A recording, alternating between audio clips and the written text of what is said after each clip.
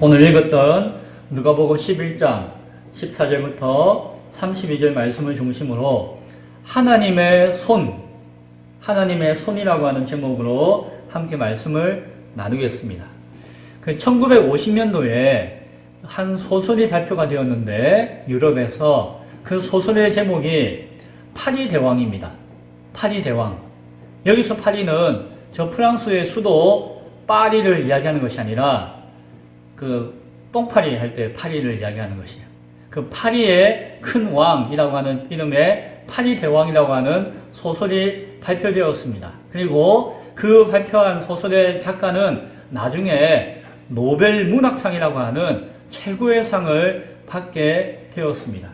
그 소설의 내용이 간단하게 이야기하면 어떤 내용인가 하니 2차 대전 때에 전쟁이 났죠. 그래서 영국에 있는 아이들이 피난을 가게 되었는데 아마 비행기를 타고 멀리 피난을 가게 되었어요. 그런데 그 날아가는 비행기가 불시착을 하게 되어서 바다에 떨어지게 되었는데 다행히 무인도 근처에 떨어져가지고 거기에 아이들이 살아남게 되었습니다. 어른들은 다 죽고 없고 남자아이들만 거기에 살게 되었습니다. 그리고 그 무인도에서 자기들끼리 살면서 우왕좌왕 옥신각신하는 상황 가운데서 그 소설상의 내용을 보면은 그 인간의 마음과 본성이 조금씩 악해지는, 인간의 본성이 악하고 그 악함을 따라서 나아가는 모습을 쭉 기록하고 있는 내용이 그 소설의 내용이에요. 그 소설의 내용입니다. 짐승을 잡으면은 처음에는 아이고 저 짐승 어떻게 먹지 하다가 나중에는 잔인하게 짐승을 잡아서 죽여서 먹고, 그리고 서로 미워하고 질투하고 서로 막 싸우고 심지어는 감금하고 나중에는 아이들끼리 고문을 하는, 그래서 죽이기까지 하는 그런 상황들이 그 섬에서 벌어지는 내용들이 나와 있습니다. 그런데 이렇게 인간성이 말살되어져 가는 아이들의 모습을 그릴 때에 소설에 보면은 그 순서가 있는데 가장 먼저 잃어버리는 것이 있습니다. 무엇인가 하니 그들은 다 하나님 믿는 사람들이었는데 그 영국의 아이들이었으니까는 신앙 교육을 받고 자란 아이들이었는데 그들이 가지고 있는 믿음을, 신앙을 하나씩 처음에 잃어버리게 되었어요.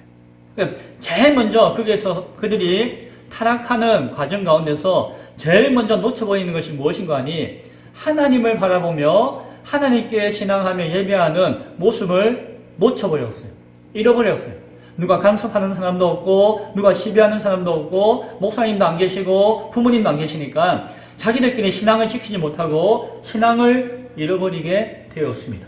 믿음을 잃어버리게 되었습니다. 그랬더니 어떻게 되는 거 아니 나중에는 믿음이 없으니까 아이들이 나중에는 이성적으로 인격적으로 생각하고 판단하는 그런 사고력을 상실해버렸어요. 그냥 생각하고 행동하는 것이 아니라 본능적으로 자기 욕구에 따라서 막 판단하고 행동하게 되었습니다. 그랬더니 나중에는 어떻게 되어지는 거 아니 이성을 상실하니까 나중에는 하나님이 인간에게 주신 그 마음의 양심이 있잖아요. 그래도 선하고 착한 마음이 있잖아요. 나중에는 그 판단력과 그 인격적인 이성을 놓쳐버리니까 나중에는 그 양심마저도 굳어버리고 양심의 소리도 듣지 않는 지경에 이르게 되었습니다. 그랬더니 나중에는 서로를 미워하고 죽이는 잔혹한 상황까지 이르게 된 것을 소설은 이야기해주고 있습니다. 그런데 이 소설책의 이름이 뭐라고요? 파리대왕,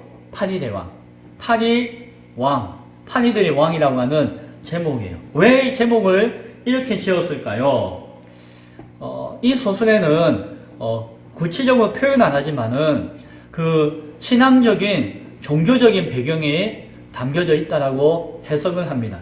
무엇인가 하니 인간이 위급한 상황 가운데서 하나님을 향한 믿음을 잃어버리면은 결국 인간의 존엄성과 가치를 잃어버리게 되어지고 인간의 존엄성과 가치를 잃어버릴 때에 더 이상 양심의 소리가 들려지지 않게 되어지며 가장 잔혹하고 참으로 악한 존재가 되어지는 것이 인간이다 라는 이야기를 이 소설책은 이야기해 주고 있는 것이에요. 그래서 악한데 그 악한 모습이 무엇과 같은 거 아니 사단 마귀에 붙잡힌 것과 같다라고 이야기해 주는 것이 이 소설의 이야기입니다. 그런데 여기서 이야기하는 그 파리 대왕이라고 하는 제목이 있는데 이 제목이 어디서 왔는 거 아니 성경에서 나온 이야기예요. 성경에서 나왔는데 어디서 왔는 거 아니 오늘 여러분과 제가 읽었던 이 본문에 나와 있는 내용 가운데서 한 부분이 나와요. 뭐라고 나오는 거 아니 성경에 보면은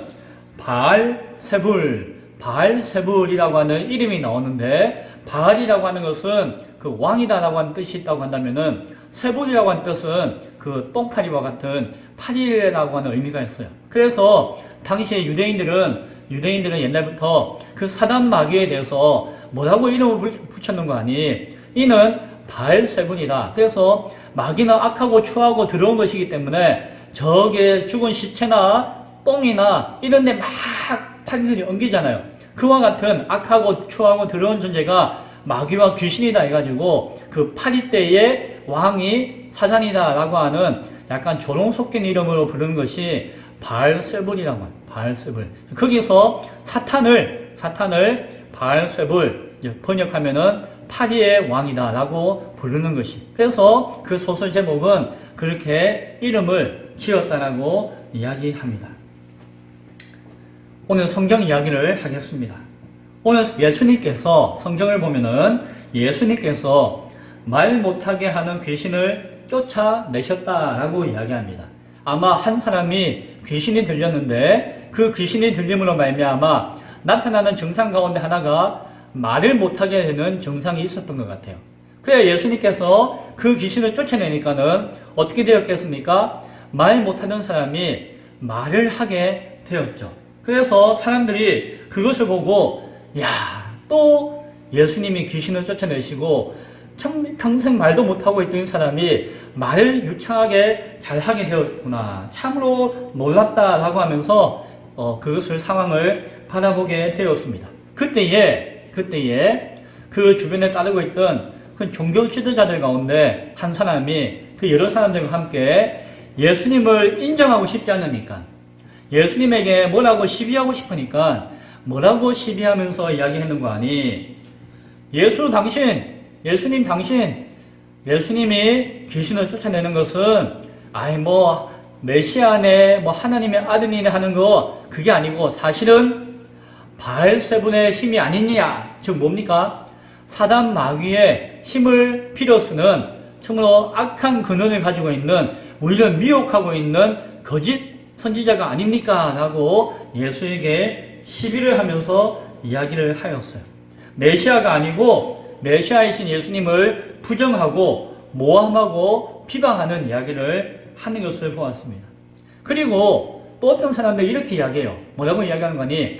어떤 사람들은 예수님을 비방하고 욕하고 시비하였고 또 어떤 사람은 그렇게는 이야기하지 않았지만 만약에 당신이 정말 하나님의 아들 메시아라고 한다면은 저 하늘에 있는 놀라운 표적을 우리에게 좀 보여주세요. 우리에게 좀 분명하게 뚝딱뚝딱 보여주세요. 라고 요청을 합니다. 더 신기한 거 없습니까? 더 놀라운 거 없습니까? 더 흥미로운 거 없습니까? 내가 눈으로 보고 내가 경험해서 내 마음을 흡족하게 하는 내 마음을 만족시키는 그런 기적을 보여주면은 내가 믿겠습니다. 라고 이야기하는 사람들이 또 예수님 옆에서 막 이야기를 하기 시작하는 것이에요. 아마 그 이전부터 또 있었고 그 이전에도 귀신을 쫓아내는 일이 있었지만 아마 오늘 이 사건이 일어나는 그 상황 가운데서 이런 의견들이 예수님께 막 나오기 시작하는 상황인 것을 보게 되었습니다. 예수님을 비방하고 아예 부정하거나 아니면은 믿는 척 하면서도 예수님께 뭔가 눈에 보이는 것을 더 보여달라고 하면서 은근히 불신하는 그런 모습이 있었습니다. 그들 가운데 예수님께서 그들이 이야기하는 것을 다 들으시고 뭐라고 하시는 거 아니? 그래, 내가 너희들의 마음과 생각이 뭔지 다 알고 있다라고 이야기하셨어요. 그러면서 오늘 우리가 읽었던 말씀들을 쭉 이어서 말씀해주고 있는 것이에요. 그래서 오늘 말씀이 14절부터 32절까지 말씀이 쭉 이어지는 것이고 몇 단락으로 구분할 수 있는 몇 가지 이야기가 섞여 있지만 오늘 이 사건 이후에 주님께서 쭉 이어서 주시는 그 하나의 덩어리, 큰 덩어리의 말씀이라고 우리가 바라보며 그 말씀 가운데 있는 예수님의 뜻을 한번 살펴보기를 원해요. 그래서 내용이 좀 많으니까 그 가운데 오늘 저는 대표적으로 그 핵심되는 구절 가운데 5개의 구절을 가지고 와가지고 그 의미를 나누면서 그 예수님이 하시고자 하는 전체적인 의미를 함께 나누기를 원합니다. 자, 먼저 찾은 구절은 17절에 있는 말씀입니다. 스스로 분쟁하는 나라마다 황폐하여지며 스스로 분쟁하는 집은 무너지느니라 라고 하면서 바알세불의 힘을 빌어서 예수님이 귀신을 쫓았다고 시비하는 사람들을 향해서 대답을 하셨어요. 무슨 말씀입니까? 먼저는 바알세불이라고 하는 것은 사탄, 귀신들의 왕이 아니냐. 그런데 귀신들의 왕의 힘을 빌어서 귀신들의 왕으로서 귀신을 쫓아낸다고 한다면은 귀신이 귀신을 쫓아내는 것인데 그러다 보면은 귀신의 나라가 다 망하지 않겠느냐. 오히려 자기들끼리 싸우는 것이 참 합당하지 않지 않겠느냐라고 이야기를 하세요. 그래서 참 이것은 사자성어로 이야기하면은 자가당착이다. 다른 말로 이야기하면은 얼토당토하는 이야기다 라고 이야기를 탁 던져주세요. 그리고 이어서 하시는 이야기가 있는데 뭐라고 이야기하시는 거 아니? 자, 나에게 시비하는 그 종교 지도자들과 유대인들, 당신들 가운데서도 예전에 귀신을 쫓아낸다라고 막 난리치고 또 귀신을 쫓아냈다라고 증거하고 했던 적이 있지 않느냐. 그렇게 했다는 것이에요. 자기들도, 유대인들도, 종교 지도자들도. 그러니까 너희들이 귀신을 쫓아낸다라고 이야기하고 귀신을 쫓아냈다라고 막 간증하고 할 때에는 아무 말도 안 하느니 내가 귀신을 쫓아낸다고 할 때에는 나에게 귀신 들렸다고 시비하는 것이 무엇이냐. 이것은 사자성어로 뭐라고 이야기할 수 있는 거 아니? 아시타비 나는 옳고 당신은 아니다 라고 하는 말이 아니겠느냐라고 이야기해주고 있습니다. 그래서 17절에 있는 이야기는 그러니까 너희가 주장하고 이야기하는 것은 앞뒤가 맞지 않는 이야기다 라고 하면서 툭 던져서 말씀해 주는 것이에요. 그리고 오늘 또한 두 번째 생각해야 될 성경 구절이 있는데 그것은 20절에 있는 말씀이에요. 내가 만일 하나님의 손을 힘입어 귀신을 쫓아낸다면은 하나님의 나라가 이미 너희에게 임하였느니라 라고 말씀해 주십니다. 이것은 예수님이 귀신을 쫓아낸 그 의미가 목적이 무엇인가를 말씀해 주는 것이에요. 자, 성경 오늘 이 말씀이 참 중요한데 예수님께서 귀신을 쫓아낸 것은 귀신의 왕, 파리대왕, 바알세불의 힘을 가지고 쫓아낸 것이 아니다라고 하는 것이에요. 그것은 자가당착이며 아시타비인 얼토당토하는 이야기이고 너희가 알기 원하느냐? 그러면 내가 이야기해 줄 테니까 잘 들어보아라는 것이에요. 내가 귀신을 쫓아낸 힘은 무엇인가 하니 오늘 성경은 무엇이라고요? 하나님의 손으로 힘입었다라고 이야기합니다. 하나님의 손으로 힘입어서 귀신을 쫓아내었다라고 말씀해 주고 있습니다. 그런데 여기서 손이라고 하는 단어는 뭐 헬라어 어렵지만은 하나 알려드릴게요. 닥틸로스가 뭡니까? 아무튼 그런 단어가 있어요. 그 성경 헬라어에 닥틸로스라고 하는 단어를 가지고 하나님의 손이라고 하는 표현했는데 그 뜻이 뭔가 하니 그 손가락 아니면 손이라고 하는 의미가 있는 것이에요. 그런데 손가락이라고 하는 뜻을 가지고 있는 단어지만 이 단어에 또 다른 의미가 있는데 그것은 무엇인가 하니 힘, 능력이라고 하는 뜻이 있어요. 그래서 손 하면은 그 손을 가지고 힘을 발휘하고 능력을 발휘하기 때문에 손이라고 하는 뜻과 능력이라고 하는 뜻을 함께 가지고 있는 단어가 바로 그 단어예요. 오늘 예수님은 뭐라고 이야기하는 거 아니? 하나님의 손으로 내가 귀신을 쫓아내었다라고 이야기합니다. 그런데 그 의미는 또 다른 의미가 있습니다. 구약 성경에서나 다른 성경에서는 그 하나님의 손이라고 하는 표현을 가지고 무엇을 의미하는 거 아니? 성령님을 이야기해요.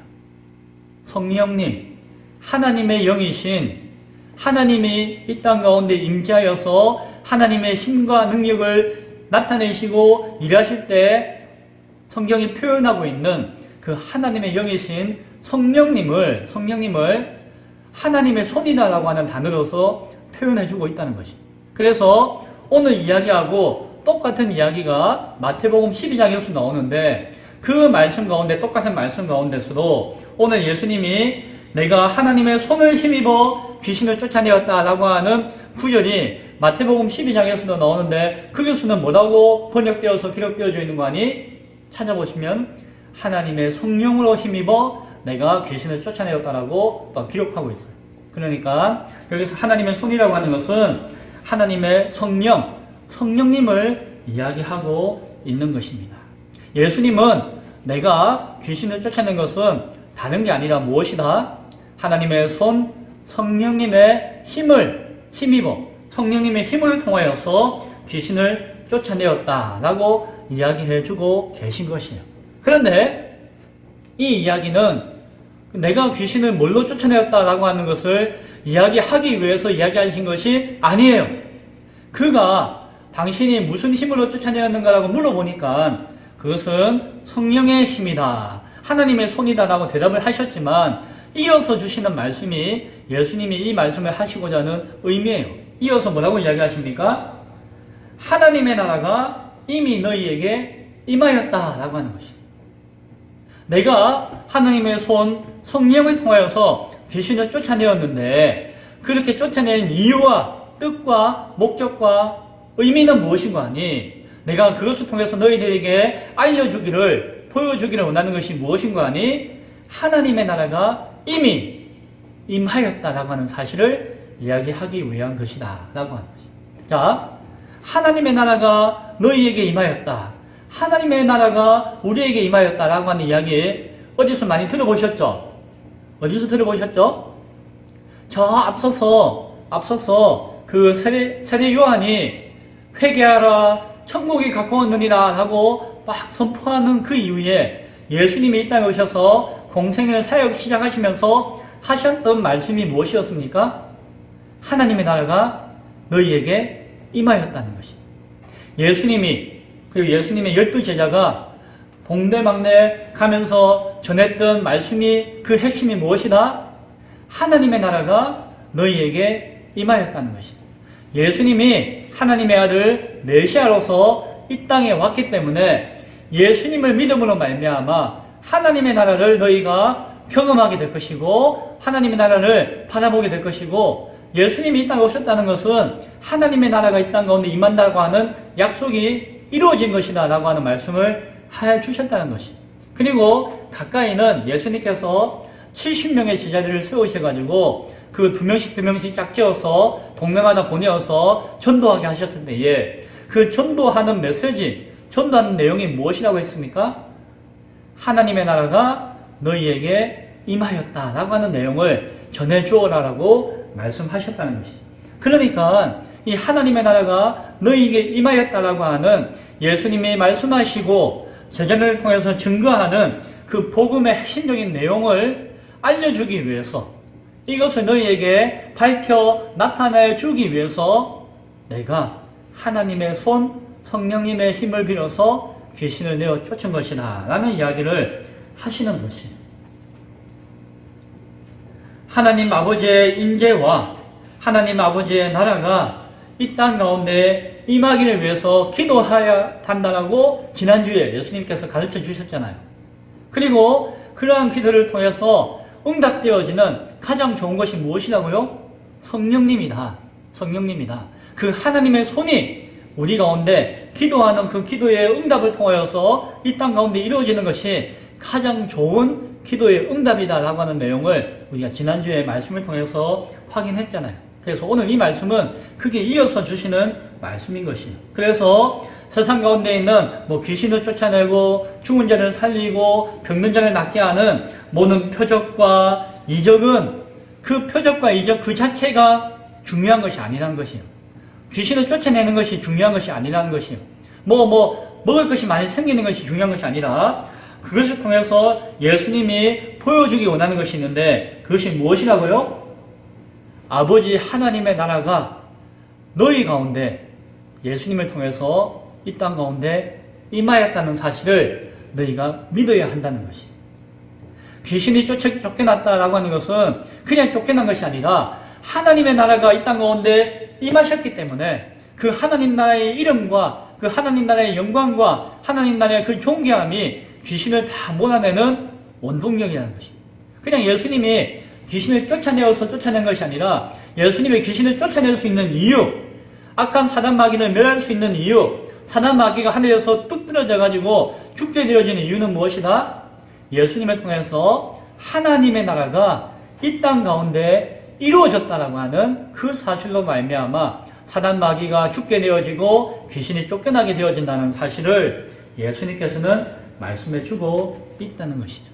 그래서 오늘 20절 말씀을 통해서 그 말씀을, 내용을 우리가 잘 기억할 수 있기 원합니다. 자, 세 번째 말씀이에요. 세 번째 말씀은 23절에 있는 말씀입니다.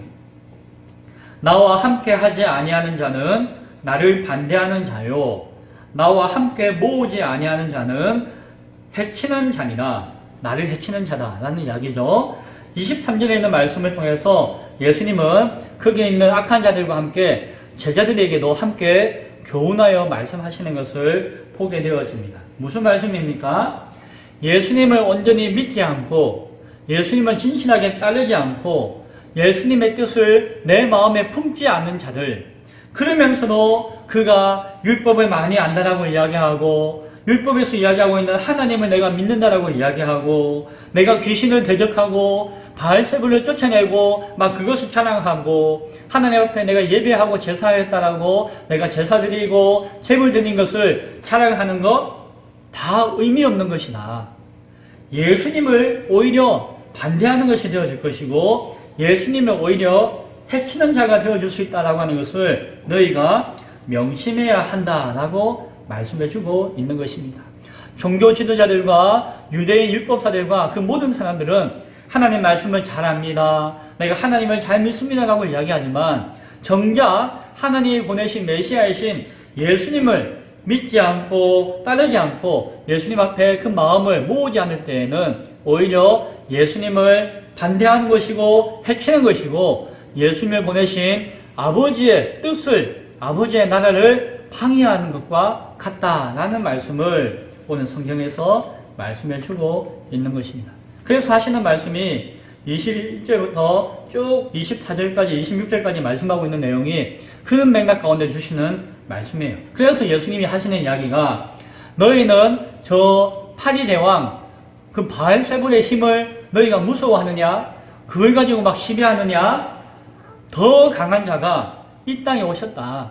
그것이 바로 메시아이신 예수님이시다. 따라서 강한 자, 이 땅의 주인이라고 자처하는 강한 자를 더 강한 자가 와서 무너뜨리고 해치고 그것을 멸할 것이니 더 강한 자이신 예수님을 너희가 경외하고 예배하고 만날 수 있어야 한다라는 이야기를 하시는 것이에요. 나는 평생을 부처 믿고 살아왔습니다. 부처님 믿으니까는 뭐 이것도 잘 되고 저것도 잘 되고 다 좋은 것 같아요. 그러나 예수님이 이 땅에 오셨다는 것이에요. 예수님이 더 강하시다는 것이에요. 예수님이 오시면은 부처와 뭐 다른 신이라고 하는 존재들이 행했던 그 모든 것보다도 더 강한 힘과 권능으로서 그것을 다 꽝 하고 물리치고 해치고 예수님의 모습만이 나타나게 되어질 것이다. 너희들은 더욱더 강한 자가 왔는데 여전히 약하고 미약한 존재를 따르겠느냐? 라는 말씀을 하고 계시는 것입니다. 또한 24절 이하에서 있는 말씀도 하시는 것이요. 아무리 귀신을 쫓아낸다 하고 무슨 표적과 기적을 보여준다라고 하고 어떤 종교적인 외식을 통해서 그럴듯하게 자신의 믿음과 신앙을 나타낸다 하더라도 너희가 성령을 구하지 않고 성령을 통해서 나타나는 그 하나님 나라의 임재를 너희가 구하지 않고 하나님 나라가 이 땅에 왔다라고 하는 사실을 너희가 믿지 않고 바라보지 않고 그냥 온전히 깨닫고 고백하고 증거하지 못하면서 내가 무엇인가 쫓아냈습니다. 내가 기적을 일으킵니다. 내가 기적을 소망합니다. 라고 이야기하더라도 아무런 소용이 없다라고 이야기하는 것입니다. 너희가 만약에 그런 생각 가운데 머물면은 나중에 어떤 일이 있는 거 아니? 오히려 더 강한 귀신이 7명이나 와가지고 너희들을 차지하게 되어질 것이다. 너희가 귀신 하나 쫓아내었다라고 방심하며 그냥 자기 자만해가지고 아이고 라고 이렇게 나자빠져 있으면은 나중에는 그 마음 가운데 악한 귀신이 틈타서 7명이나 되는 귀신을 데리고 와가지고 오히려 너희를 더 흉하고 악하게 만들 것이다 라는 이야기를 24절부터 26절에 있는 말씀을 통해서 하시는 것이요. 그래서 더욱더 깨어있어야 되고 더욱더 겸손해야 되고 더욱더 하나님 나라 앞에 무릎 꿇어야 한다라고 하는 것이요. 네 번째 성경 구절입니다. 그것은 오늘 28절에 있는 말씀을 가지고 나누기 원합니다. 오히려 하나님의 말씀을 듣고 지키는 자가 복이 있느니라 라고 예수님께서 말씀해 주십니다. 이 말씀이 어떤 이유로 나오는 거 아니? 그런 상황들이 막 일어나니까 옆에 있던 한 여인이 예수님께 와가지고 이렇게 이야기합니다. 아이고 예수님 대단하시네요. 예수님을 낳으신 그 어머니 그 태와 그 젖을 주신 그 젖이 정말 복됩니다 라고 이야기합니다. 한편으로는 예수님을 칭찬하는 것 같아요. 그래서 예수님을 낳아주신 어머니가 누구시니? 야, 어머니 대단하시네요. 참 어머니 훌륭하십니다 라고 칭찬하는 것 같은 소리를 합니다. 그러나 예수님께서 그 소리를 그냥 듣지 않으시고 오히려 뭐라고 이야기하시는 거 아니? 아니다. 오히려 하나님 아버지의 말씀을 듣고 지키는 자가 복이 있는 것이다 라고 말씀해 주셨습니다. 이 말씀의 의미는 무엇이겠습니까? 앞과 뒤에 있는 말씀과 이어서 생각해 보면은 눈에 보이는 것으로 너희가 생각하고 판단하지 말라는 것이에요. 눈에 보이는 현상과 눈에 보이는 가치와 눈에 보이는 좋아 보이는 것들로 너희가 그것으로 판단하고 생각으로 그치지 말라는 거죠. 그 이면에 더 귀하고 더 값지고 더 본질적인 가치가 있다는 것을 판단하고 바라볼 수 있어야 한다라고 하는 것이에요. 예수님을 통해서 귀신이 쫓겨나가고 이적과 능력이 나타나는 그 외적인 모습을 가지고 너희가 아이고 신기하네요, 아이고 야 대단하네요 라고 판단하고 이야기하지 말라라고 하는 것입니다. 너희가 세상에 눈에 보이는 것으로서 너희 마음을 빼앗기지 말라라고 하는 것입니다. 하나님 아버지의 말씀은 너희가 눈으로 볼 수 있는 것은 아니지만 성령을 통해서 귀에 들리고 마음에 새겨지는 것이지만 그러나 눈에 보이지 않는 그 아버지 하나님의 말씀을 잘 듣는 것이 귀한 것이고 그 들은 말씀을 너희가 지켜서 행하는 것이 참된 복이다 라고 말씀해주고 있는 것입니다. 하나님 말씀을 잘 듣고 잘 행한다는 것은 무엇입니까? 하나님 나라가 이 땅 가운데 임하였고 그 나라에 하나님 나라에 속한 백성이다 라고 하는 사실을 자신이 알고 그 백성으로서 살아가면서 내가 이 나라의 백성입니다. 이 나라가 내가 살고 있는 이 땅 가운데서 이렇게 존재하고 있습니다 라고 하는 것을 나타내는 것이 더욱더 귀하고 복된 것이다 라고 하는 말씀을 해주고 계시는 것입니다. 예수님께서는 처음부터 마지막까지 오로지 하나님의 손을 소망하며 기도하셨어요. 하나님의 손, 하나님의 힘, 하나님의 능력만을 소망하며 기도하셨습니다. 그리고 그 손에 이끌리시고 그 손에 붙잡혀서 일하시기를 원하셨어요. 그래서 예수님은 끊임없이 기도하였죠. 아버지의 나라와 아버지의 이름과 아버지의 뜻이 이 땅 가운데 이루어지기를 위해서 예수님은 끊임없이 기도하였고 그 하나님의 임재가 성령의 역사를 통해서 예수님을 통해서 이 땅 가운데 나타나는 것이 가장 귀하고 값지다라는 것. 그 가운데 순종하면서 공생의 삶을 살아가셨죠. 그리고 예수님이 우리에게 원하시는 것도 바로 그것입니다. 이 땅의 삶을 살아갈 때에 눈에 보이는 것 좋지 말고 아버지의 손에, 하나님 아버지의 손에 붙들리는 자가 되어야 한다라고 말씀해 줍니다. 왜? 그것이 가장 복된 것이기 때문에. 그것이 가장 귀하고 값진 것이기 때문에 그러하다라고 하는 것을 잘 들을 수 있기 바랍니다. 마지막 5번째 성경 구절을 제가 29절에 있는 말씀을 가지고 나누기를 원합니다. 29절에 보니까 이 세대는 악한 세대라. 표적을 구하되 나는 요나의 표적밖에 볼 표적이 없나니 라고 이야기합니다. 이 세대가 악하다는 것이요. 악하기 때문에 그들이 늘 구하는 것은 눈에 보이는 것을 구한다는 것이요. 그것은 무엇입니까? 자기가 보고 자기가 판단하고 자기가 유익이 된다라고 생각하는 것을 믿고 찾겠다는 것이. 그것이 무엇이다? 악한 이 시대의 이 세대의 모습이다라고 이야기하죠. 그러나 예수님은 너희가 원하는 것, 너희가 바라는 것, 그것을 채워주는 것이 아니라 내가 너희에게 보여줄 것이 있다면은 요나의 표적밖에 없다라는 이야기예요. 요나의 표적이 무엇일까요? 예수님은 오늘 하늘로부터 오는 표적을 구하는 그러면서 시험했던 사람들에게 이와 같이 답을 해주고 있는 것입니다. 자기 눈에 보이는 형상과 자신을 만족시키는 그런 표적을 원하는 자들에게 그것을 원하는 자들, 그 가운데 신앙하고자 하는 자들 악하다. 너희는 악한 세상과 다를 바가 없다라고 말씀하는 것입니다. 그렇게 평가하셨습니다.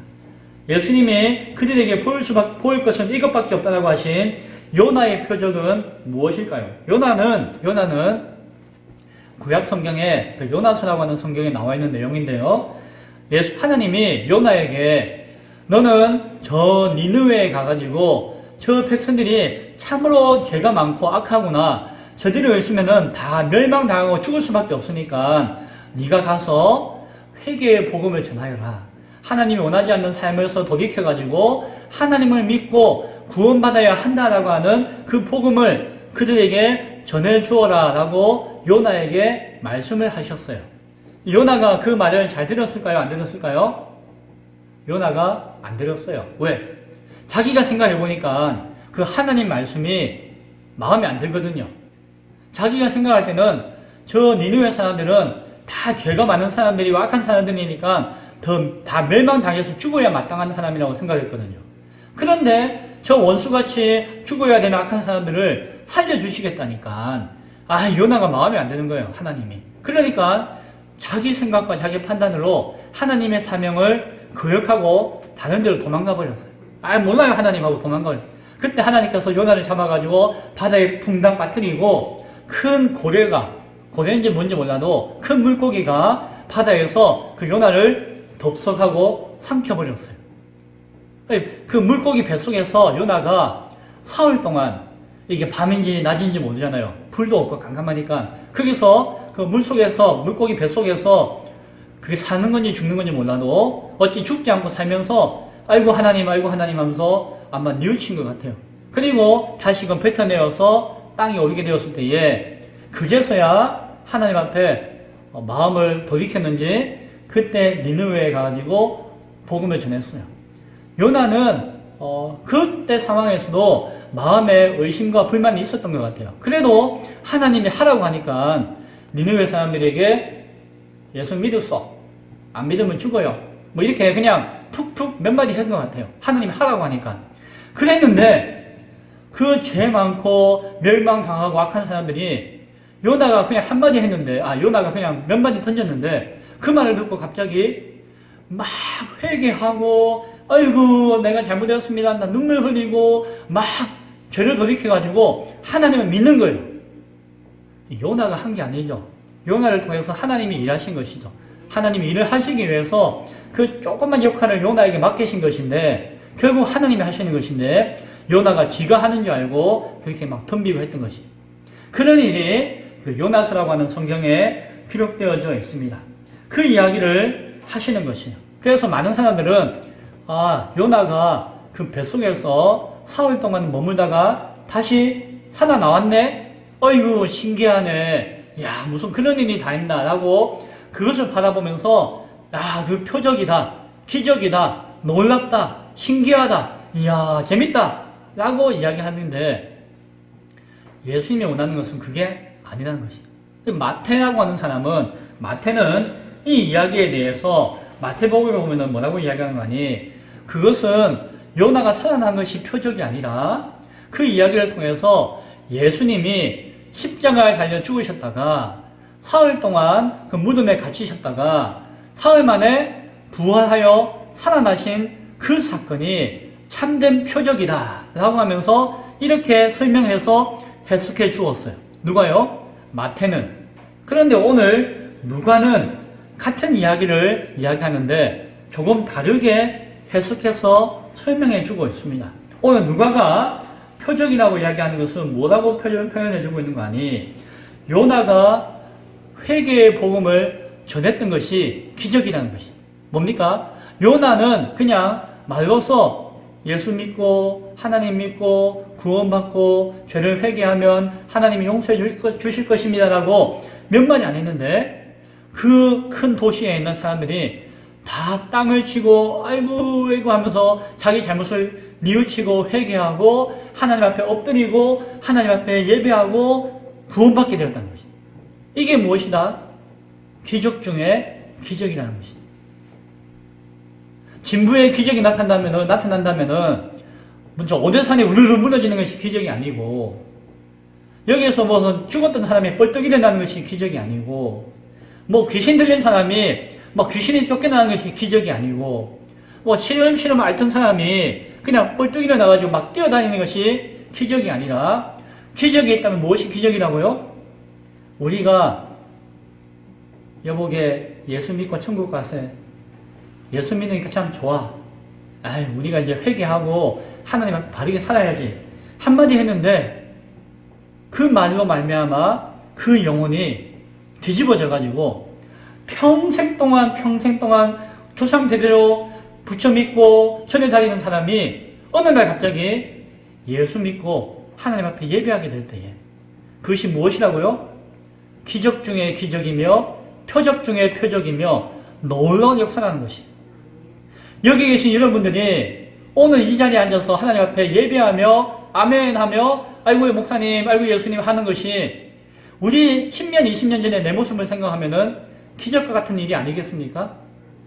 오늘 누가는 그것이 바로 표적이며 기적이며 요나를 통해서 우리가 바라봐야 할 예수님이 말씀하시는 표적의 모습이다라고 오늘 우리에게 증거해 주고 있는 것을 보게 되어집니다.